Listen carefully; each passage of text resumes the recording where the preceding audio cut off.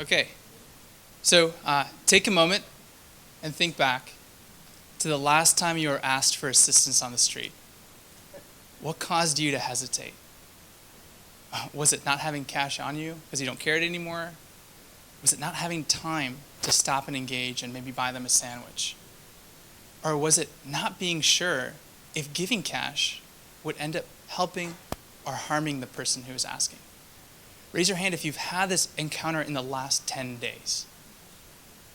This is a big problem.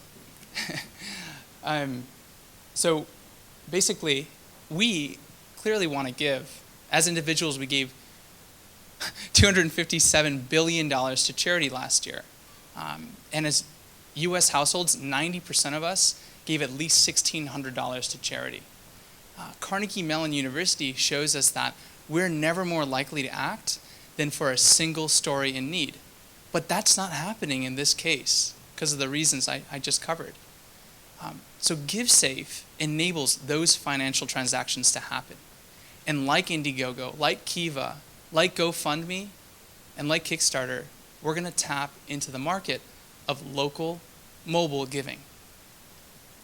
We have developed the fastest way to give $1 ever created. Essentially, these tiny beacons are distributed by nonprofits to individuals who are struggling with homelessness. I'm going to go to the next slide. Oh, sweet, that works. Basically, these things will be given, again, like I said, and if you have the GiveSafe app and you simply walk by or drive by a beacon holder, you'll receive a simple push notification that just says, hey, this is Sam. He's been on the streets for 4 months. Would you like to give him $1, give him $2, or open the app to learn more of their journey? You can give straight through the notification if you like, or you can open the app to learn more. And if you decide to give, that person can then take this beacon and scan it at any partnered merchant or nonprofit to spend the money on something that will actually help. Things like a haircut, warm clothing, transportation. And it is these transactions that start to earn our company, we are a company, GiveSafe revenue as well. So we add a small transaction fee to the top of every donation. And when that money is ultimately spent at a merchant, merchants keep 90% of whatever it is they take in. So we estimate that our average active user will give about $1 a week or $4 a month. And if that happens, we earn as a company about $1 per user per month in revenue. Or, oh, I was on the wrong slide. Yeah. $12 per user per year. So if those assumptions hold, we're looking at some pretty attractive numbers here. At just 20,000 actives, we're earning $240,000 a year, and those numbers go up. But the bigger question is, how exactly are we going to get 20,000 actives, 400,000 actives, as you see right there? Well, fortunately, we've already made some good inroads with both local and national partners, like the Union Gospel Mission and the Salvation Army, who have agreed not only to help us distribute these beacons, but to also meet with beacon holders on a monthly basis and advocate for the app to their own community. This is big because the magic to this beacon is not funding material needs. Actually, every month we turn these off manually because to get them reactivated, the beacon holder has to check in with that nonprofit, have a coffee, just say, hey, here's how my last month went to a program counselor. And it is those relationships that we're channeling people into that are really what's changing the face of the game here. The city of Seattle has followed suit in terms of signing up to advocate for the app when it's ready, as well as companies based downtown like Tune, Moz, Nordstrom. The provisionally patented technology has a ton of white label use cases as well, from working with churches to the Salvation Army bell ringers, the real change vendors you see on the streets, even Girl Scout cookies.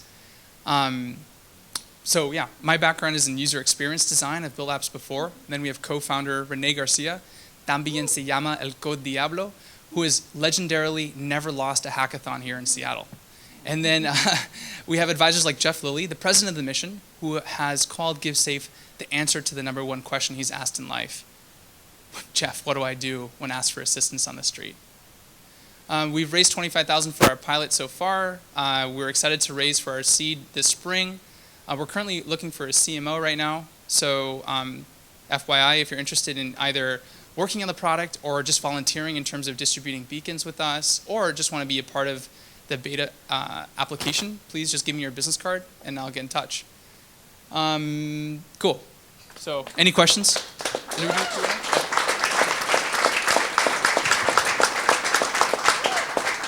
Yeah, right here. Have you tracked how many people lose these beacons?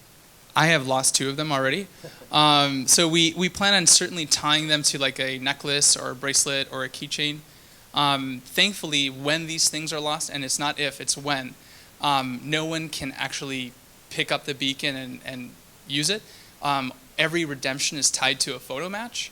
So if I steal your beacon or I lose mine and you pick it up and then you go trying to get a haircut, my photo will show up when trying to redeem, like scan the beacon. So loss is not a big deal. These things only cost a couple dollars. So, and theft is not an issue as well. But good question, because I lose them all the time. Yeah, in the back.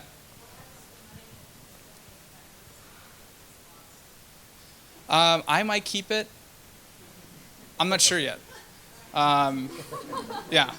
Next question. Yeah, we haven't put that in our business model, but yeah, that might happen.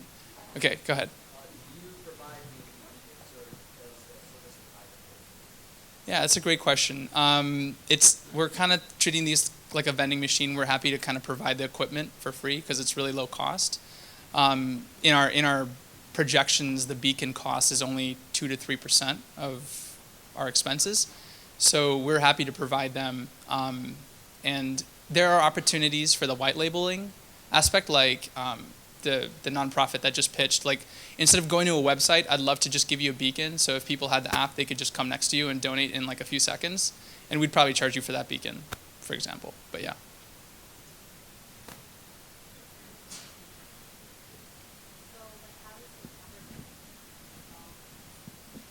They are not involved.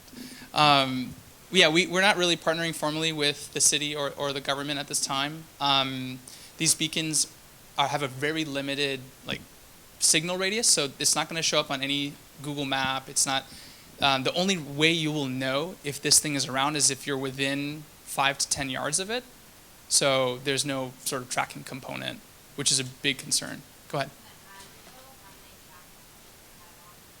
Oh yeah, so it's just tied to a profile in the cloud. So when they go to the barbershop and scan the beacon there, the barbershop will have either an iPod or an iPad. A lot of them have POS systems with an internet connection already, and it just kind of pulls down the data from our database saying like, so-and-so has $30 to spend. And then we reimburse the merchants at the end of the month for what they've given out. Thank you.